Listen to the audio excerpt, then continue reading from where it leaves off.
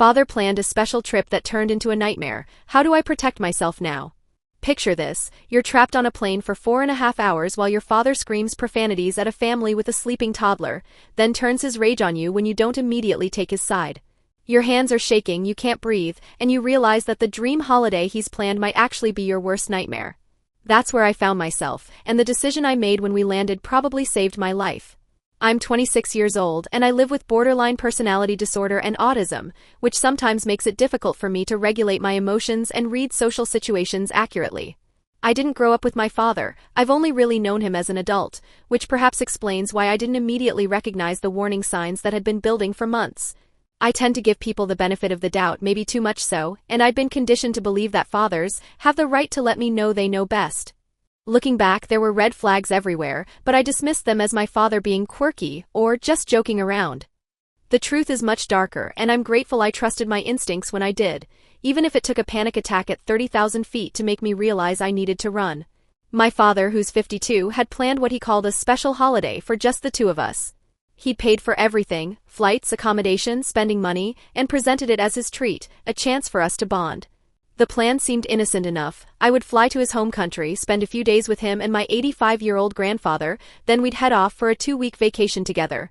I should mention that I didn't grow up with my father. I've only really known him as an adult, which perhaps explains why I didn't immediately recognize the inappropriate nature of his behavior.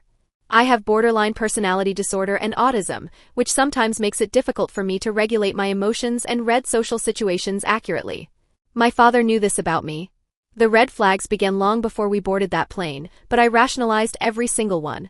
There was the time he kept texting me jokes about ordering condoms and batteries for me.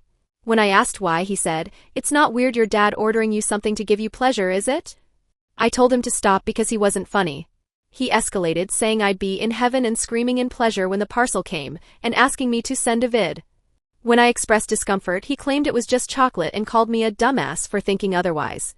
He constantly made sexual comments about women around me, specifically mentioning he liked curvy women of a particular dress size, which my friend later pointed out, happened to be exactly my size. At the time, I thought it was coincidental. The sleeping arrangements he'd booked should have been another warning. We were staying in a 1-bedroom apartment where I'd take the bedroom and he'd sleep on the sofa. He made a point of warning me that when I was in the living room at night, he tends to kick his clothes off, and I should look away if I don't want to see him naked. When I was helping pack his suitcase, something he claimed he couldn't do himself, I told him he'd have to pack his own underwear. That's when he casually mentioned he doesn't wear any. Later, he made a joke about his penis to one of his friends while I was in the room, and kept bragging about sleeping with an American NBA cheerleader who wasn't much older than me.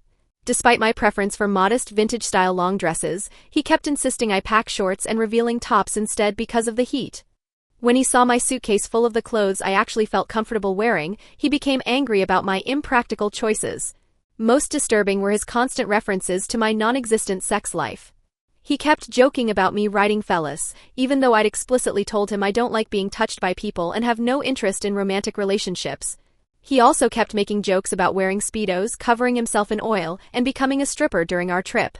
Throughout all of this, he dominated every conversation, talked over me constantly, and undermined my knowledge even on subjects I knew well but he'd never encountered before. The day before our departure, he snapped at me repeatedly for supposedly doing things wrong while I packed his case or changed his bedding. But I ignored all these warning signs because he was my father, and I'd been conditioned to believe that fathers have the right to let me know they know best. The day of our flight, everything came to a head. My father had several drinks before boarding. I later checked my banking and discovered he'd ordered 3 rounds costing nearly €20 each, plus additional drinks with cash. As someone who gets nervous flying, I understood his need to calm his nerves, but the alcohol seemed to amplify his worst behaviors. On the plane, he took the window seat while I sat in the middle, with a kind stranger on the aisle. Across from us sat the stranger's family, and in front of us was another family, a mother, father, and a 3-year-old child trying to sleep.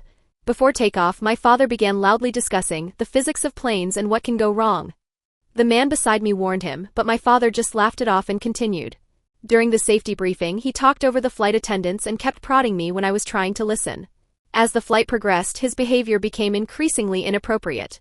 He kept talking about physics and bragging about how ChatGPT had told him he was supremely intelligent, and how he struggles because nobody he talks to can keep up with him. Every time I tried to contribute to the conversation, he spoke over me or dismissed what I said. I was exhausted from constantly having to remove my headphones and put down my book to be polite to someone who showed me no courtesy in return. While he talked, he kept gesticulating and pointing, which caused his hand to hit the seat in front of us. The mother of the sleeping child politely turned around and explained that he was disturbing her daughter. Every time he hit the chair, it shook and woke her up. He apologized, then did it again minutes later. She asked politely a second time. Then he dropped his headphones and stood up to look for them, using the seat in front for support and jolting the little girl awake again. The child's father, maintaining his composure, stood up and said, "We've asked you 3 times now, she's awake now, please can you be considerate of who is sitting in front of you?"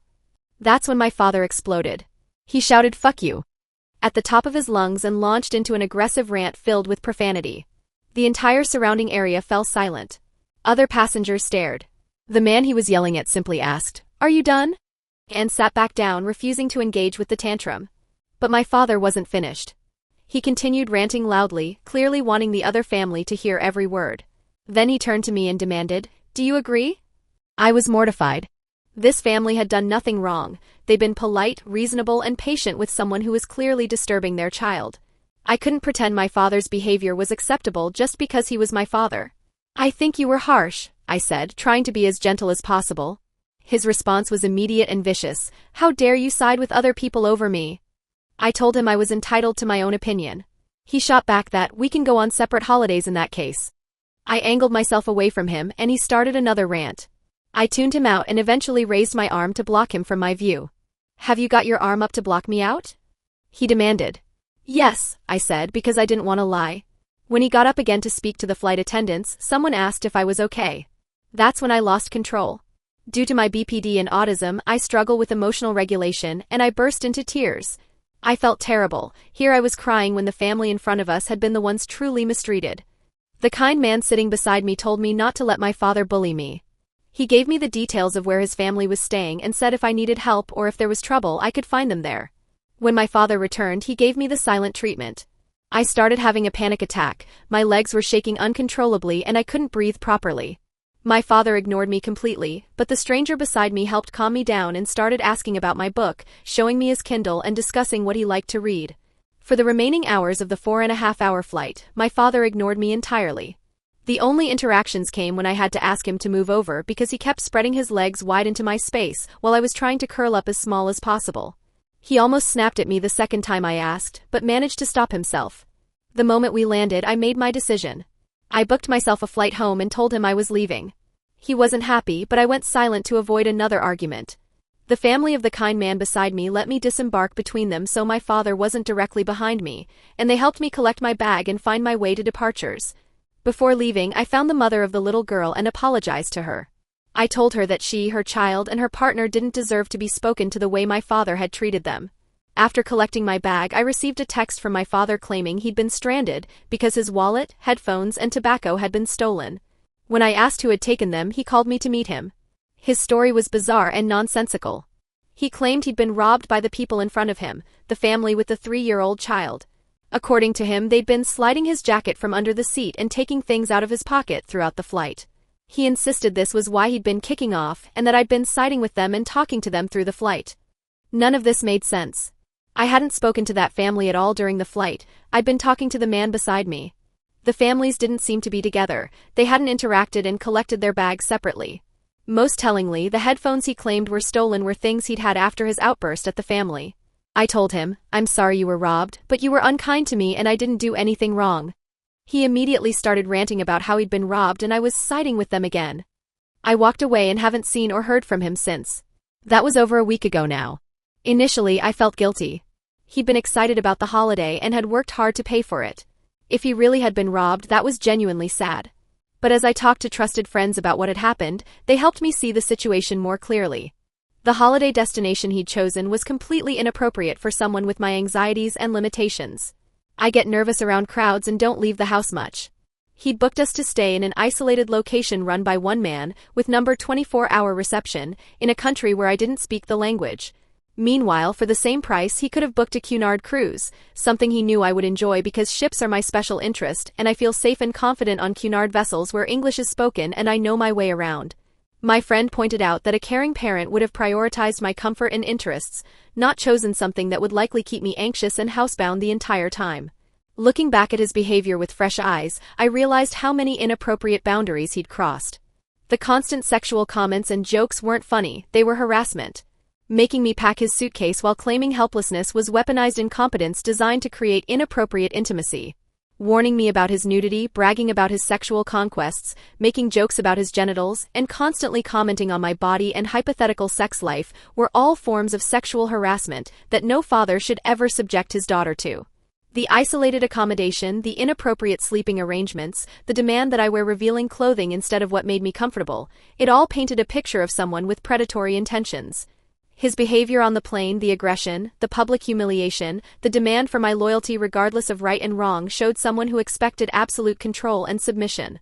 Most chilling was his immediate lie about being robbed by the very family he'd abused, trying to retroactively justify his behavior and make me doubt my own perception of events. I realize now that this wasn't just a holiday gone wrong, it was likely a planned attempt at something much darker. The isolated location, the inappropriate boundaries, the alcohol, the expectation of my absolute obedience, all of it suggests I was being groomed for assault. I'm grateful for the panic attack that helped me recognize I needed to escape. I'm grateful for the kind strangers who protected me and helped me get away safely. Most of all, I'm grateful that I trusted my instincts when they told me something was deeply wrong, even though I couldn't initially articulate what it was. My father hasn't contacted me since I walked away at the airport. He told me he was done with me, and I sincerely hope he means it. I've gone no contact and have no intention of ever being alone with him again. I live in a different country from him now, but I've still installed security cameras, a Ring doorbell and another camera facing my back garden. My friends have helped me understand that people who exhibit predatory behavior don't typically give up easily when their intended victims escape. For anyone reading this who might be in a similar situation, trust your instincts. If someone's behavior makes you feel icky or uncomfortable, there's usually a good reason. You don't owe anyone access to your body or your company, not even family members. The fact that someone is your parent doesn't give them the right to cross sexual boundaries, control your choices, or demand your loyalty when they're behaving badly. I've been diagnosed with both BPD and CPTSD, which helps explain why it took me so long to recognize the inappropriate nature of his behavior. Trauma survivors, especially those with childhood trauma, are often conditioned to normalize abuse and prioritize others' comfort over their own safety. But having mental health challenges doesn't make you responsible for other people's abusive behavior. Having autism doesn't mean you have to tolerate harassment. Being someone's child doesn't mean you have to submit to inappropriate treatment. I escaped at 30,000 feet, and I've never been more grateful for a panic attack in my life. Sometimes our bodies know we're in danger before our minds catch up. Sometimes the bravest thing you can do is trust that inner voice telling you to run, even when you can't fully explain why. The holiday may have been expensive, but my safety was priceless. I'm proud of myself for choosing to come home.